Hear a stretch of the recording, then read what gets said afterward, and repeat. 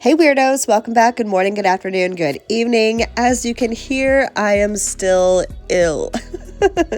It's only a day after I did the last voiceover, so I'm on the mend. Thank you very much for all your well wishes. I so appreciate it. So as you can see, I did grab up a bunch of stuff from Manny Boss. She had a new collection release and I could not wait to get my hands on them. I cannot wait to show you these pastels. Oh my gosh. Okay, so when last I left you, we were doing a builder gel overlay, and I know a lot of you guys wanted to see exactly how I dip over that. So I'm going to show you. I'm going to show you exactly how I prep my builder gel, how I apply my peel off base coat, how I do my whole dip application, and I'm going to explain a few things along the way, give you some other options in case that is what you are here for. So I'm going to start by buffing my builder gel. Now granted, I did this already, but I do want to make sure I have an ultra smooth surface to apply my peel off base coat. If you are not using peel off base coat, if you want to dip right over your builder gel and then file off the color later when you're ready to change your manicure, you can skip this step and just dip right over your builder gel. But for peel off base coat, I want this super duper smooth. That will make for the easiest pop off removal later. This is the peel off base coat that I use. It's called UNT. It is on Amazon, linked in my Amazon storefront. I think it's under tools because I didn't know where else to put it. So I'm gonna go ahead and apply this. I've got a medium-sized bead at the bottom of the brush, and I'm gonna put this all over my nail, the builder gel, from cuticle to free edge. I do not leave gaps usually. If I want to get an extra day or two out of a manicure, I may leave the smallest margin by the cuticle area, but I do want to pop these off with the least amount of difficulty, so I am going to cover the entire nail with the peel off base coat. This works differently for everybody. You're going to have to play around with this and find your perfect method, but this is what I prefer for my own nails. So I'm going to go ahead and get this on all the nails and let it dry down. This is no cure. It's air dry. Dry down for a good 10 minutes before I go in with the dip powder.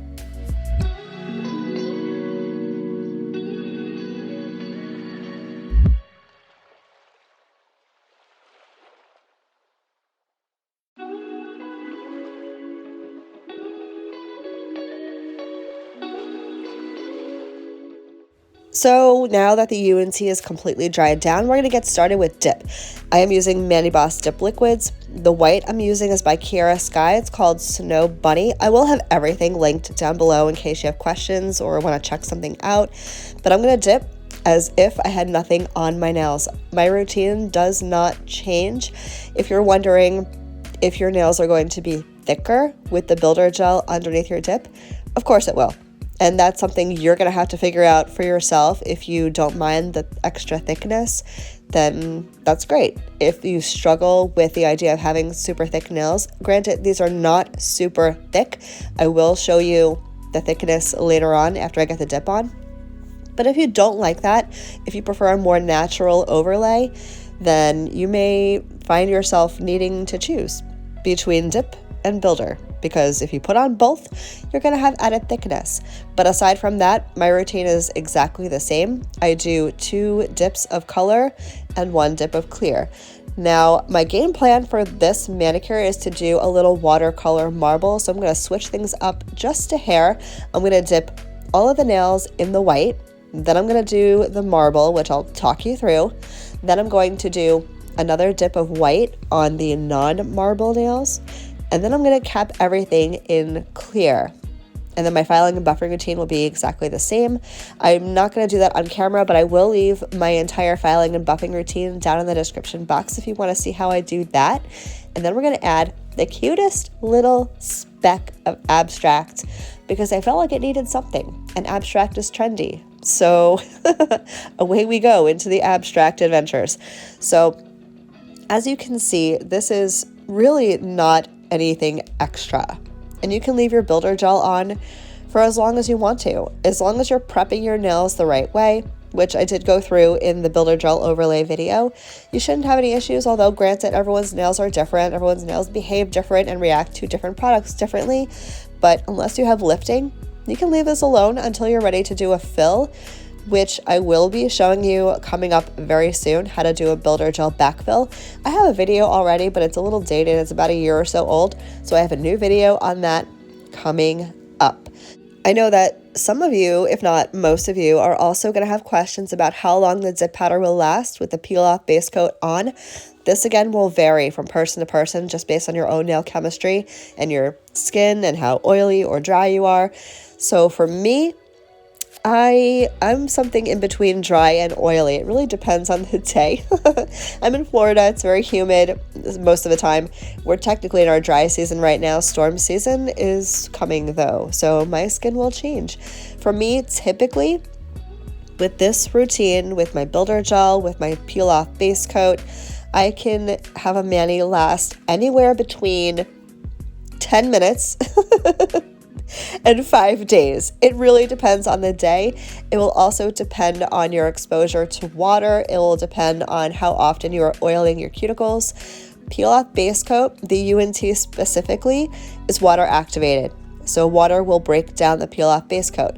So the more exposure to water you have, the less likely you are to have your manicure last.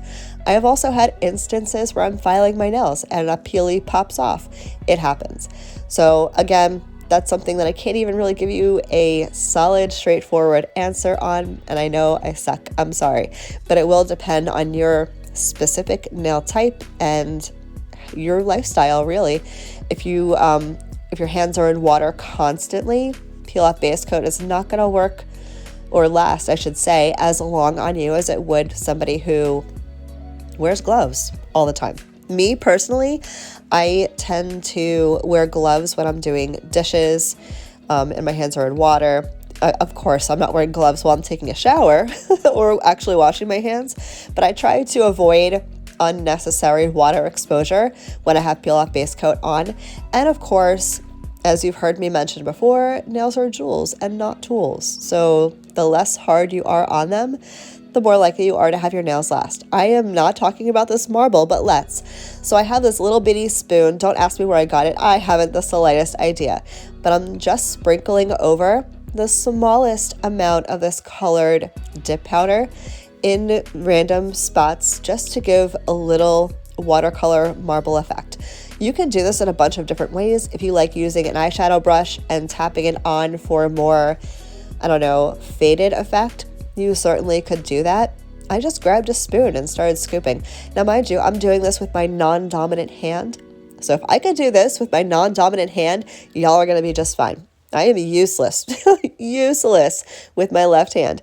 And this was super easy.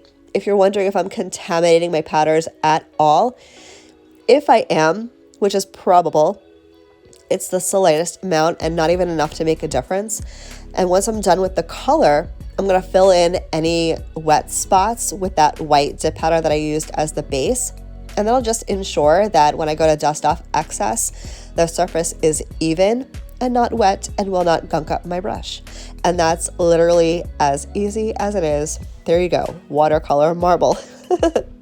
I'm going to run around the cuticle with my little cuticle precision tool. This one is from Gigi's Custom Dips up in Canada. I have an Amazon option for you as well in my Amazon storefront if you want to grab one of those. But you can use a toothpick, a cuticle stick, whatever you've got on hand to clean up your cuticle area will work. So now that I've gotten that marble finished, I'm going to go ahead, as I mentioned earlier, I'm going to put one more coat of that white on the other 3 nails, the ones without the marble on it, just so they have enough strength. Although, again, with builder gel, you don't really require as much strength from your dip powder because you have that added strength from your builder. But I like to be consistent. So 2 dips of color to 1 dip of clear is always my go-to, unless a powder is incredibly pigmented, and then I'll just stick with 1 coat. But this milky white, which I love with my whole entire heart, does for me tend to require 2 coats, so that's what I'm going to do. Then I'm going to throw a clear cap on top of everything. You don't need to use clear dip powder if you don't want to, but especially over the marble nails, I would highly recommend you put something over that as a buffer layer between the color and your file. When you go to file and buff and shape later, you can use clear dip powder, you can use gel, you can use builder gel, whatever you want, just put something over at least the marble nails so you don't file off any pigment when you go to file later. So I'm gonna go ahead and get that done, get the clear on all of the nails. I'm gonna go ahead and file and buff off camera, and then I'm gonna come back for a little bit of abstract nail art.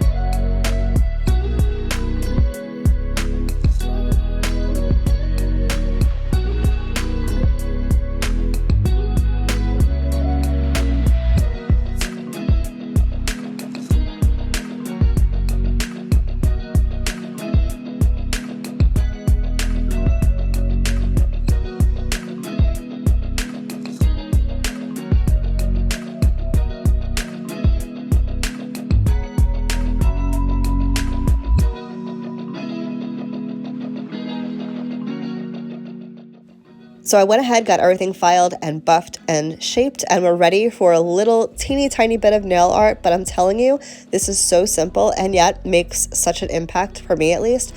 I've got black gel polish. You can use regular nail polish. You can use acrylic paint, whatever you're comfy using. I'm putting a little bit on this palette here, and I'm going to take a dotting tool, and all I'm going to do is make a couple of clusters of random little black dots. Bing, bang, boom, you've got abstract nails. How easy, how easy. I see all of these abstract manis all over the place these days, and I'm like, I'm so glad this is a trend right now because I'm so into it. And that's literally all. I'm going to get this done on both nails. I'm going to cure both nails for 30 seconds, and then we're going to get into the top coat. I had a lot of questions in the recent past about how I clean my dotting tool and my palette with a gel polish on it. For gel polish specifically, I use alcohol. I just take a paper towel with some alcohol or my swipe solution from Young Nails, and I just wipe it down. Good as new. I would not use acetone on the palette. It is made of resin or anything that's made out of plastic. You're going to have an issue with acetone. But if you're using regular nail polish, you can use a gentle nail polish remover. If you're using acrylic paint, you can use soap and water. Easy as that. So I'm going to go ahead and finish this up, get that cured. I'm going to top coat, and I'll show you the finished look.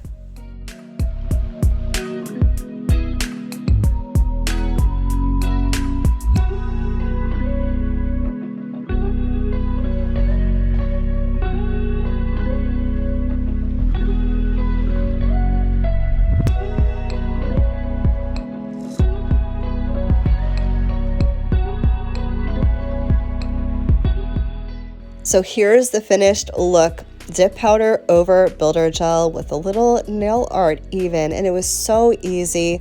It looks gorgeous in my humble opinion. I love this manicure with my whole entire heart. I'm gonna finish up with some cuticle oil, and I'm out the door to go nowhere. because I'm sick. I hope you guys found this helpful. I hope you guys enjoyed the video. Thank you so much for hanging out. I will catch you in the next one. Love you. Bye.